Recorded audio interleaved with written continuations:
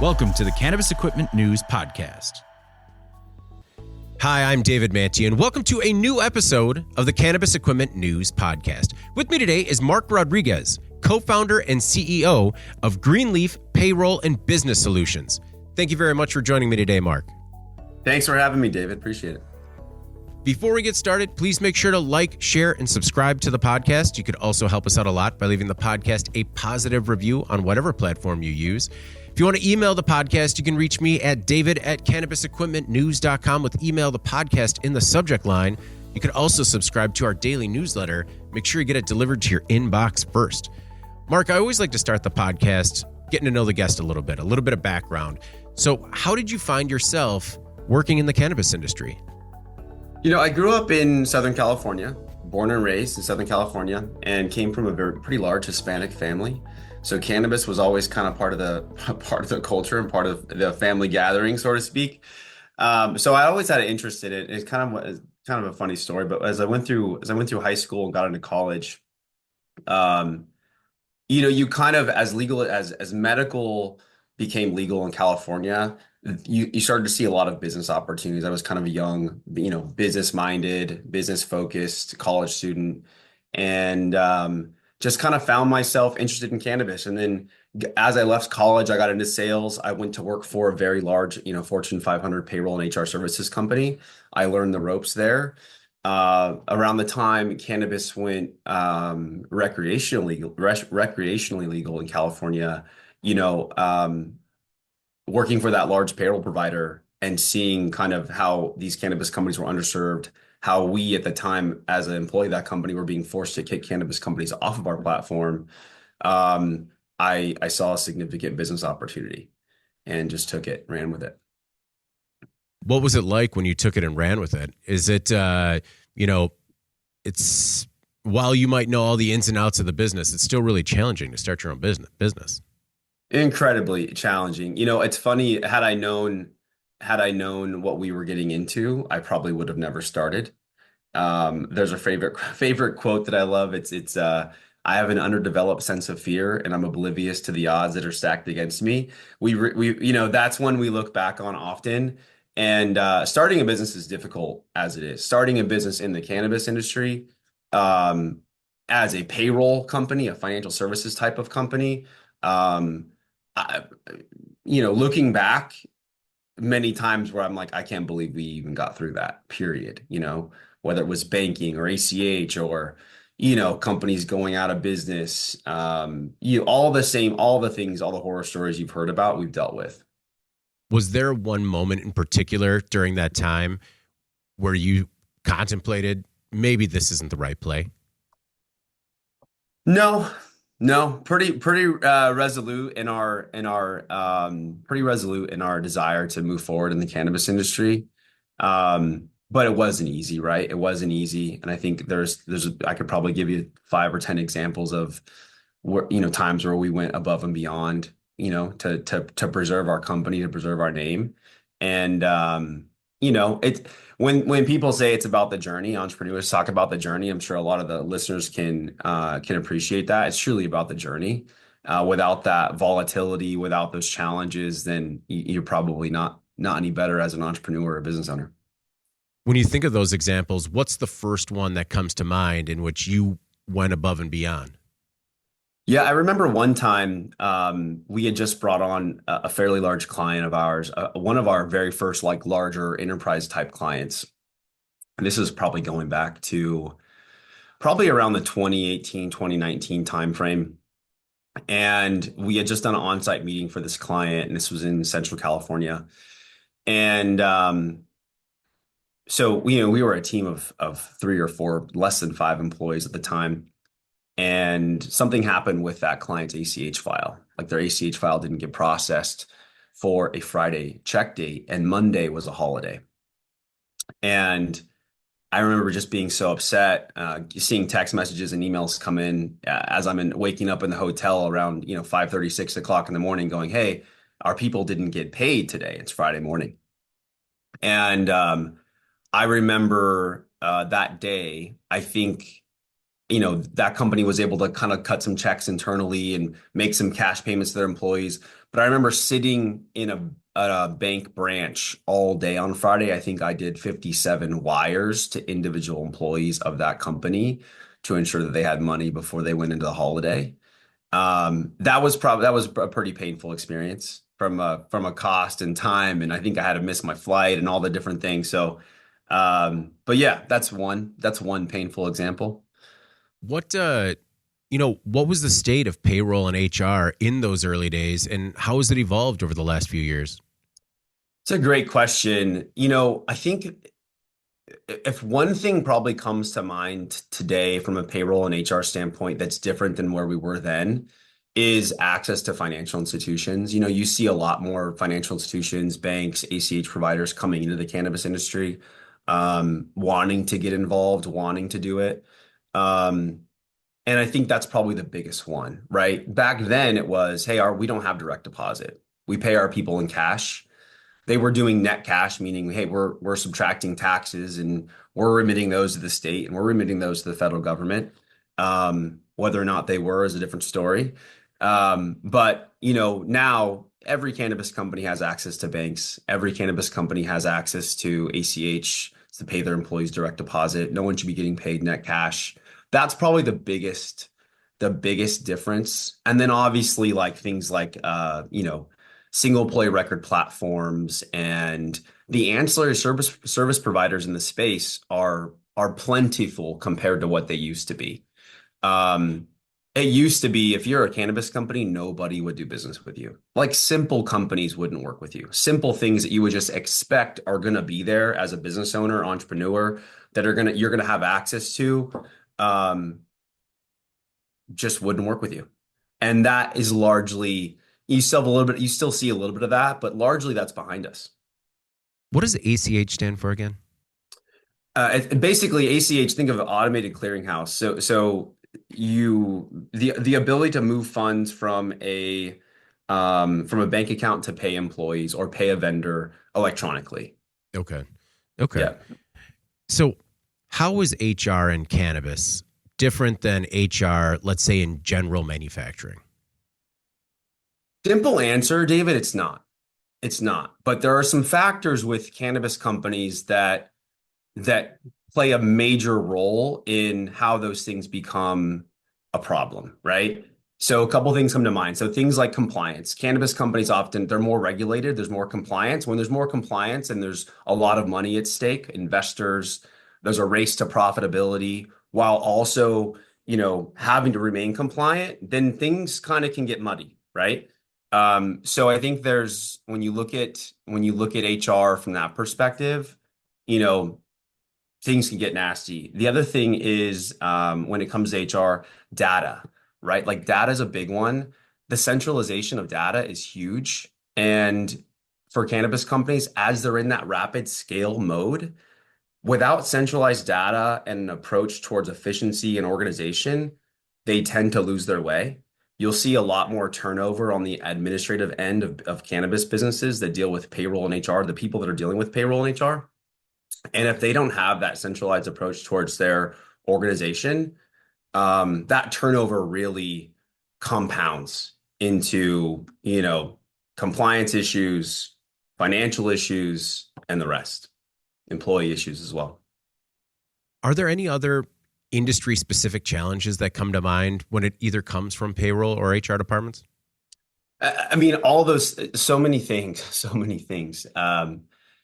With cannabis companies, obviously they're forced to abide by state regulations, right? Their individual state regulations. There's obviously 280E, and there's obviously some of these other things. So when you look at cannabis companies, the level of insight that cannabis operators, let's call it the C level, a CFO, the controller, the CEO, the C level wants to have access to is that data that shows them what's going on with their biggest expense, which is the employees, right?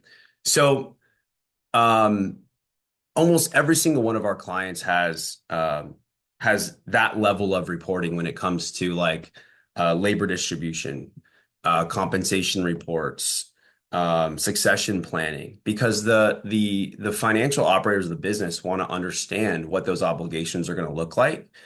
That relates to payroll, because without a system that can basically automate a lot of that reporting, and a provider like us that is going to take the time to go through it methodically with our client to ensure that it's organized, you're kind of flying blind, and that leads to other problems. Are there more right now in the industry? Are there more operators flying blind, or is it getting a little bit more sophisticated? You're seeing a big shift towards sophistication. I think at the enterprise level, I'm hearing more and more about companies seeing profitability at the enterprise level. We're talking companies, 500 plus employees, 500 to the multiple thousand employees. I was on the phone with the CEO yesterday of an enterprise level cannabis company, and that's what he was talking about, how profitable they've become. So I forgot your question, David, but I was No, just just thinking in about the terms of conversation. no, in terms of how many are sophisticated versus how many are still. Got I it. mean, what's the old way of doing things? Just spreadsheets in memory? The old way, I would equate the old way of doing things. If you would have asked me a year or two ago, I'd say, oh, the old way of doing things is like QuickBooks. If you're doing QuickBooks and you have a timekeeping system that's like not to name names, but T-Sheets or something that's like separate from your payroll platform. You're using QuickBooks for payroll, and you're doing that, and you're a growing company, and you have T-Sheets for your timekeeping. You got deputy for scheduling, or some kind of Frankenstein approach towards your payroll and HR operations. I would call that the old way of doing things today. To answer your question. So, at what stage are people turning to a service provider like Greenleaf? Is it because they're in over their heads? Is it when they're just a smarter operator kind of setting up shop? Or at what point do people turn and ask for your help? All the above. All the above. I think smart business owners, smart operators, experienced operators, they turn to companies like us pretty like very early on. Yeah. I can think of multiple startups that are in the hundreds of employees today that are our clients that came to us when they had 3 employees, when they first started to pay people. And so we were able to help them scale. But we also see companies come to us that are multiple hundreds of employees, and we're like, how have you been doing it? Mhm. How have you been doing it the old way, like we just talked about, for so long? And they have, 10 people too many on the administrative side that are just bogging down, the finances, right? The overhead has become excessive, and that's why they're finally reaching out. So, what's the hesitation? Is it more of the mentality of this is the way we've always done things? Or do they think, maybe switching to a new process is too onerous? It could be a number of those things. I think for a lot of people, a lot of operators that I see, it's that they're just not focused on it. There is this race towards profitability. There is this like scratching for survival undertone. And there has been for a long time. It's still largely there with cannabis companies fighting 280E, fighting the dip in the price per pound, let's call it, right? New stores coming on in emerging markets, getting into profit. So when you have a company that's focused on survival, they're not really focused on let's implement a new payroll and HRIS platform. You know what I mean? So to answer to answer your question. When they decide to make that decision, what is the implementation timeline? What are expectations, or what should expectations be when it comes to, making that transition? These are great questions, David. I rarely get asked these questions, even by prospects. So for a company, let's call it under 100 employees, it's probably 4 to 8 weeks, right? 8 weeks for the larger employer counts, closer to 100. For a small company, let's call them 15 or 20 employees, maybe a single door retail location, as little as 4 weeks. And part of that process is like setting up timekeeping, making sure the employees and managers are trained on how to use it. Maybe we're setting up scheduling services. Maybe we're building out a benefit administration platform so the employees can enroll in health benefits and have their elections and whatnot. And then, you're talking enterprise level, we're moving it out to 12 to 16 weeks, right? Maybe we're building more complex integrations to facilitate more automation for that company. Maybe they have some more strategic plans on maybe a security platform that they want to integrate with, or they're trying to create custom automation within their, technical infrastructure that have triggers for certain payroll things or certain HR things that then trigger to IT, that then trigger to, equipment going out or key cards or things like that. So our company kind of takes more of a custom one-off approach for those larger ones. What does the cost structure look like? Is it based on how many employees you have, the types of services you use, or a combination of both? All the above, all the above. So generally speaking, our clients will see a per employee per month charge that they take on. And then, we have other services as well. So we have what's called managed services. Managed services have been exploding for our organization. And what managed services are is when a company says, you know what, we don't want to do this anymore. We don't want to manage payroll at all. We don't want to manage HR at all. Or maybe for an enterprise level organization, they're saying, hey, we want to outsource this one function of our HR department or this one function of our payroll department. And then they can outsource that entirely to us. Some of the household names that you work with and know, or that you see on, billboards and whatnot, a lot of these companies are outsourcing services with Greenleaf on a managed level, meaning, we take it and run with it. We're dealing with their managers, we're dealing with their employees. We have a project management tool. We have certain level reporting requirements. We provide them insight and data to help them make better decisions when it comes to the things that we're managing. And we're coming in with best practices to make a change. What kind of ROI expectations can clients have? I mean, when you say that they have 10 people doing redundant tasks, I have to believe that the ROI is realized pretty quickly. Significant, yeah, significant ROI and relatively quickly. And it can be somewhat sensitive too, David. Like I don't want to throw that out, but it can be sensitive, right? We're talking about people's jobs potentially. Unfortunately, cannabis businesses, only about 25% are seeing profitability today. For the large majority, they have to make difficult decisions, and that's where we can come in and step in. So, yeah, a lot of companies, you see some pretty large enterprise level organizations go through. It's pretty you see it in the news all the time. You follow the industry. So, companies that are going through massive restructuring and having to do layoffs, or they're trying to raise capital and they're having to do certain restructuring. We come in and we basically, put these programs in place and help them through that. What can companies do to prevent turnover, improve employee retention? What's working in the cannabis industry? That's a great question. I've done a couple of these interviews, and I think one of the things that people are shocked to hear is that the cannabis industry, traditionally speaking, has less turnover than traditional business. And people kind of go like, "What do you mean?" Well, in the retail sector, traditional retail, non-cannabis, retail turnover is like 60%. Retail cannabis turnover is like 40%.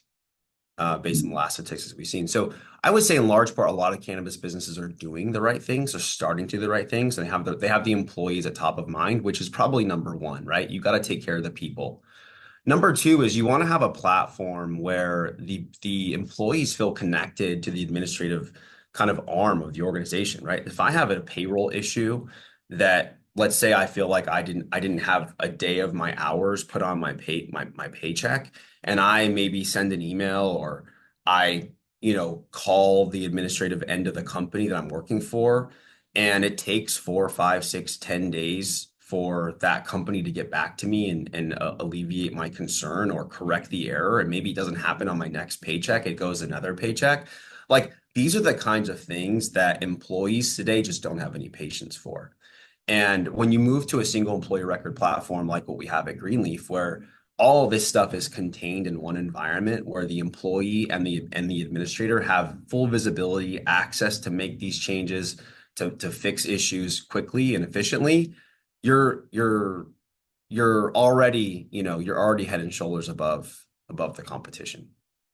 I guess when you were talking about, being able to take on the role of those 10 employees, I guess that was those were my rose colored glasses, thinking about the skills challenges that we have in the industry and being able to maybe repurpose those people into different roles. Absolutely, absolutely. And that happens a lot.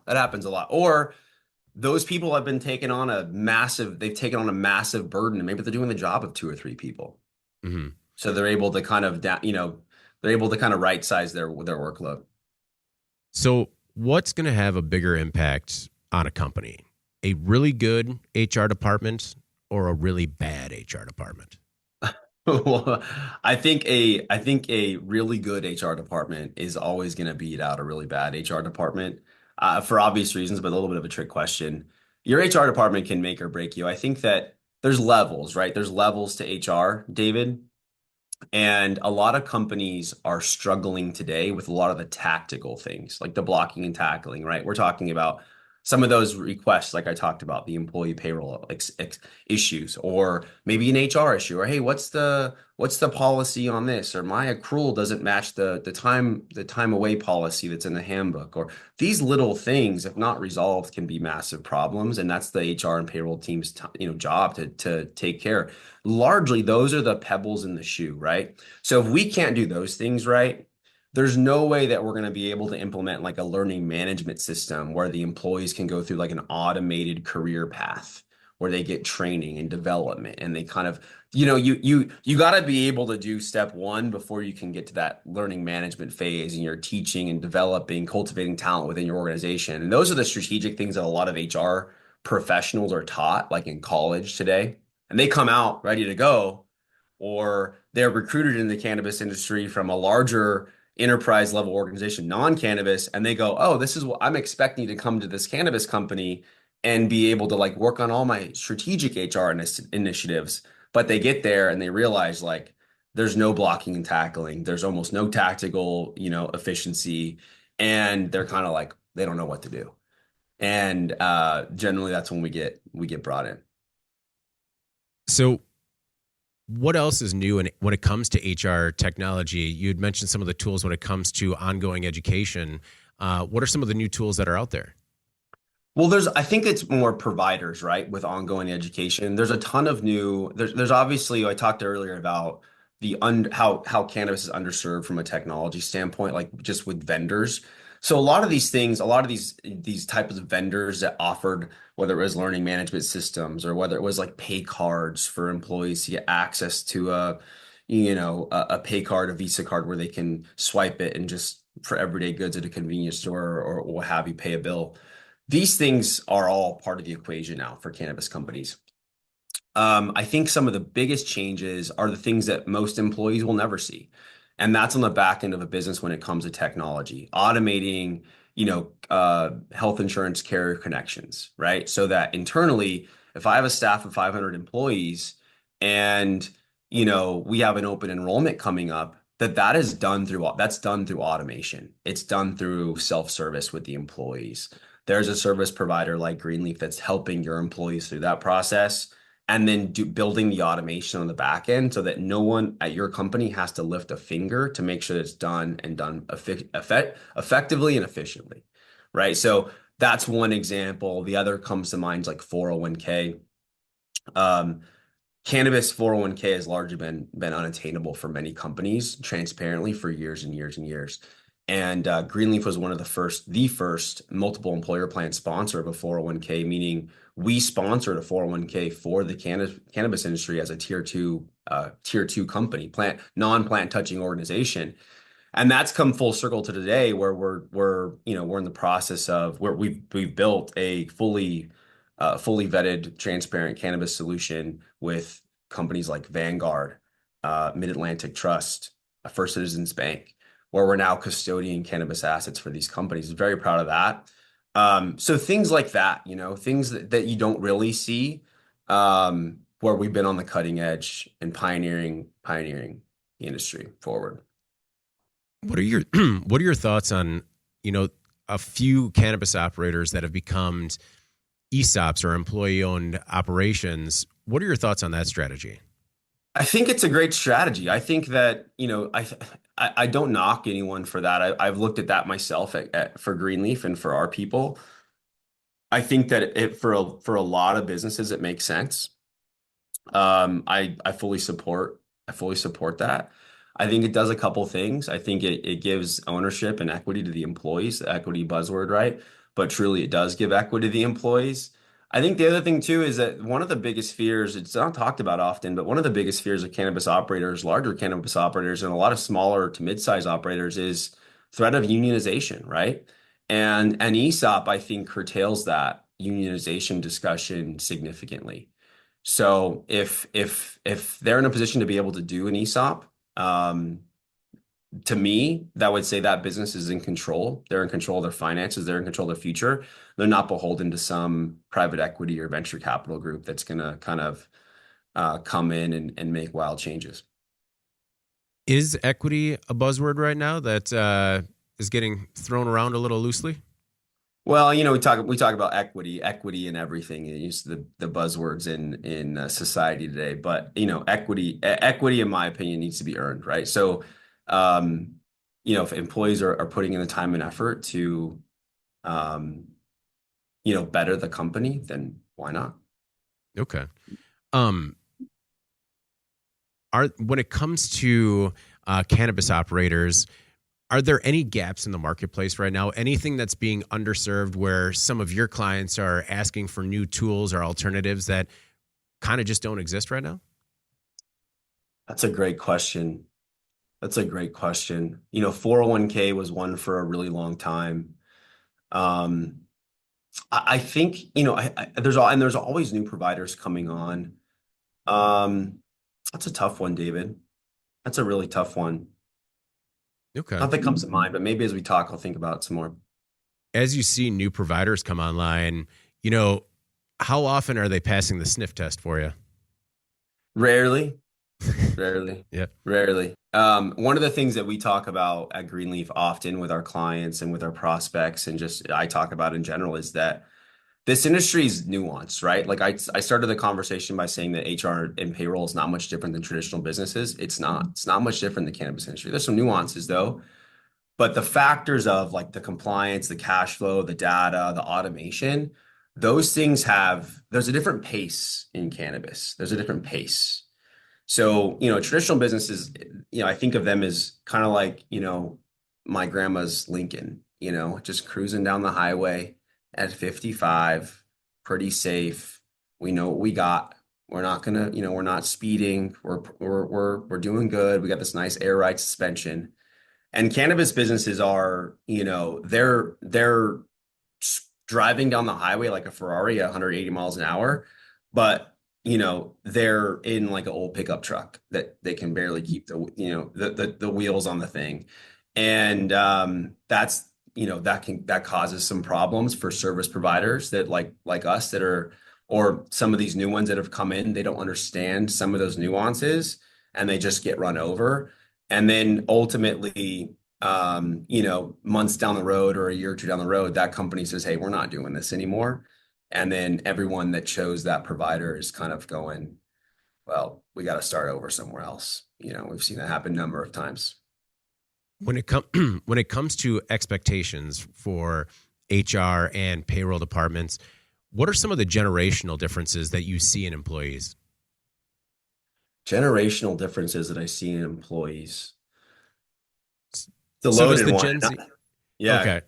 yeah, yeah. So, if you were to maybe to sample, if you were to sample, it's interesting. It's a very loaded question, David. But if you were to sample probably my workforce, the Greenleaf workforce, and say, ask them the same question, I think they would say this. I think they would say that the Gen Z workforce they can be easily motivated. They want to be part of something larger than themselves. And that's almost what they need. Or they need that. They need to feel that like they're part of something bigger, or they won't really spend much time working at that organization. Where, your Gen Xers, and the others are more like, as long as I'm getting paid, you're doing what you're saying, you do what you say you're going to do. I don't mind working extra hours. I don't mind doing this. I don't mind doing that as long as we're fair, right? They don't have to have the warm and fuzzies, I think, as much as the Gen Z generation. And I think that the Gen Z generation has just come to expect that every company has a certain level of tech. There's like a technology expectation that companies operate a certain way. And when companies don't work that way, the back end of the company, like when we talk about payroll and HR or having an app where I can see my pay stubs and different things like that, if they don't have that, I think you're losing that generation. You're losing that end of your workforce opportunity by not, playing ball. What are your thoughts on efforts to, I guess, quote unquote, gamify HR and payroll? I think it's cute. I think it's cute. I think that it's a gamification, obviously, not a lot of bad things can be said about it. I find myself, working, to do some of that stuff myself. Ultimately, though, I think that what employers are trying to do with gamification is they're trying to drive engagement, right? Mm. And it's another way of an HR department that they're turning those tactical things into more strategic initiatives, right? So gamification is good if it's paired with an HR department or a technology that is doing those other strategic initiatives, whether it be development, career advancement, succession planning, right? So maybe it's just one of the levers that these HR departments are pulling today. Do I think it's here to stay? Nah, I don't know. We'll see. We'll see. I think probably, but I don't think it's one of those things that's a massive game changer for engagement in organization. I think ultimately it comes down to the leadership of those organizations and the people, right, that are driving change, that are influencing the culture and organization to be the best it can be. That will ultimately determine success or failure. What efforts have you seen when it comes to getting the Gen Z workforce engaged? What efforts have you seen be the most successful? That's a good question. I think that those tactical things I mentioned earlier, David, right? So a lot of what we're called into action to do with some of these vertically integrated operators, the biggest ones, is just that. They're going, we're seeing turnover because we don't have our stuff together in these areas, right? And they're to my point earlier is they're saying, hey, we know that we need to get this tactical stuff right because we can't even start that LMS. We can't start this career development stuff. We can't do any of these things if we can't get people paid on time with accurately, or if we can't roll out an employee handbook update and have everyone sign off on it in a 14-day period, right? Like if we don't have a way of doing that that's efficient and compliant, then we can't waste. We don't have the time to do the other things. So I think you're seeing a lot of companies kind of get back to the basics of the tactical stuff. Yeah. Do HR service providers have their own internal HR departments? Yeah. Yeah, absolutely, David. Absolutely. We have all the same problems that everyone else does. Yeah. We have all the same problems everyone else does. It's probably more of a chess game though, because there's a lot of, we're an HR company, we're a payroll company, so our people know the ins and outs, they know everything. But yeah, absolutely, 100%. Since you're so integrated into a cannabis operator's business, you have access to that data, as you mentioned. Do you offer insight as to how and when operators could scale? Yeah, so what we try to do internally is we have a number of reports that we have access to, and we do target marketing based on some of the key metrics that we see, whether it be, an increase or decrease in employee count, whether we see an increase or decrease in unemployment rate. And there's a number of factors, right? Different states they're coming online, and we can see all those things. We can see if administrators are changing. And there's a host of information that we're looking at all the time on a monthly basis to do more targeted marketing towards those clients. Absolutely. From a regulatory perspective, what changes need to be made in order to make things easier on these cannabis operators when it comes to HR? I think we know some of them that are from a payroll perspective, but those as well. Yeah, I don't spend a lot of time thinking about that, David. I don't spend a lot of time thinking about that, but I do spend a lot of time thinking about the fact that 280E is a massive burden for cannabis operators. That goes without saying. I don't think the general public understands, though, how much of a burden that actually is, right? I don't think they understand how much of a burden that actually is and how many people's lives are impacted by 280E being in place today, the way it stands. So, that's my commercial on that. I think the general public just thinks everyone in the cannabis industry is having a great time. Yeah. I mean, we are, but it's not like, the days of Bentleys and Lamborghinis and, security detail. Those days are over for a lot for most operators and companies today. So, do you have your eyes on any new products or services that you're looking to launch in the next year? For us, the 401k, that literally just hit last month. That's a big one for us. My personal goal and Greenleaf's stated goal is to 5x our company in the next 5 years. We know we're going to do that through the 401k. We know we're going to do that through the managed services offerings that we have.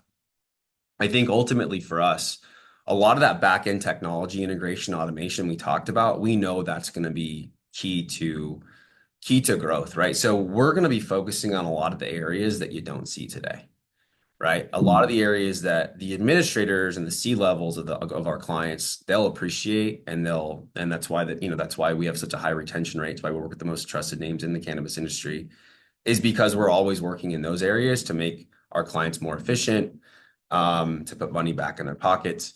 But those things like 401k, our managed services offering, and then you start to go, okay, well, what's next? And I start to think about the employee, right? How can we start to embed financial tools for the employee specifically into our platform, where you see apps like Robinhood and these different apps where employees can basically facilitate retail investments, check their bank account balance, pay a utility bill.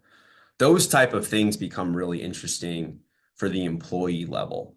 And, that's kind of where my mind goes. With expectations of, 5x growth, how do you protect your company from some of the common pitfalls that other operators have run into when it comes to scaling too fast? Yeah, I think that, for us, specifically for us, we have a great leadership team. The leaders at Greenleaf are tremendous. We're really conscious about developing and cultivating new leaders. We have a leadership and training program that I facilitate biweekly.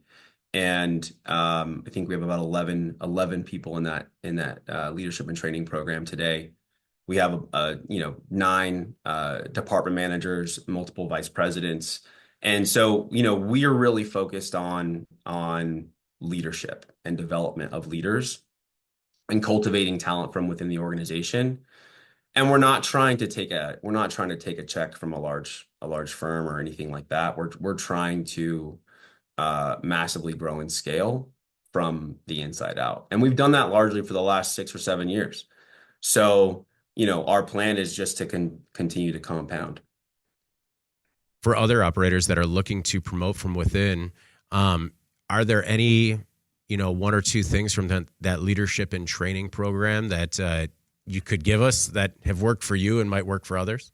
Yeah, I think that one of the most important things that every person in a leadership position, whether you're the CEO, whether you're the owner, the founder, if you're in a position of leadership, people are looking to you whether you like it or not, right? So, I take it upon myself to study leadership, whether it be books on sales or books from, Brian Tracy sales books, or whether it's, any number of sales gurus you can go pick up, or leadership books from John C. Maxwell. I've read almost every single one of his books. And I think that I'm focused on that. So I want to get my people focused on that. If you're leading people and you're not focused on on teaching leadership and developing leadership from within your organization, you're always going to be behind, right? You're always going to be behind. It's like turning over a key person inside your organization. It's expensive. Everything stops. You got to refill that position. You have to find the right person. Let's say you find the right person. You got to get them up to speed. They might turn over, right? But when you have a team that's motivated from underneath your leadership team to come in and fill those gaps, they're coming in, they're running full speed. And that can change an organization. And that's what we've seen at Greenleaf. Well, Mark, I really do appreciate you taking the time today. Before we get out of here, is there anything else that you want to make sure the Cannabis Equipment News audience either knows about yourself or your work at Greenleaf? Yeah, at Greenleaf, we've been around and we've been committed to the cannabis industry for, since the 2016 timeframe. So it seems like, dog years in each year that passes. We've been through it all, right? Whether you're an operator with 1 employee or 10,000 employees, we can help you. And throw it at us. I think that we have a team of people that are eager to help and that understand the cannabis industry intently. So if you feel like you're floundering, you feel like you're having trouble with that tactical stuff, or maybe you want some more insight from a strategic standpoint, reach out and let's talk. Back in 2016, would you have ever imagined that you are where you are now? That was the plan. David. But I don't think we could have imagined how much we would have overcome to get here, right? Like how much we would have overcome, and how I largely see Greenleaf as a pioneer in the space, and how some of the things we're working on will be, what we see as historic when we look at our 401k solution, when we look at some other things that we're doing. Managed services and taking on a lot of the liability for these companies. These things are these are unprecedented solutions, and we're excited to be on the front end of that. And yeah, it's been a hell of a ride thus far. Well, Mark, thank you again for the time, man. I really do appreciate it. Likewise, David. Thanks so much.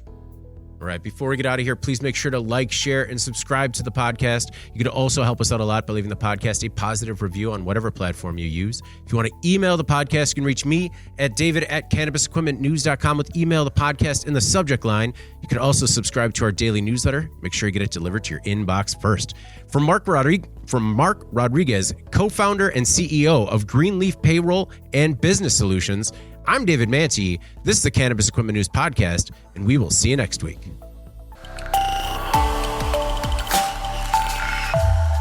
Welcome to the Cannabis Equipment News Podcast.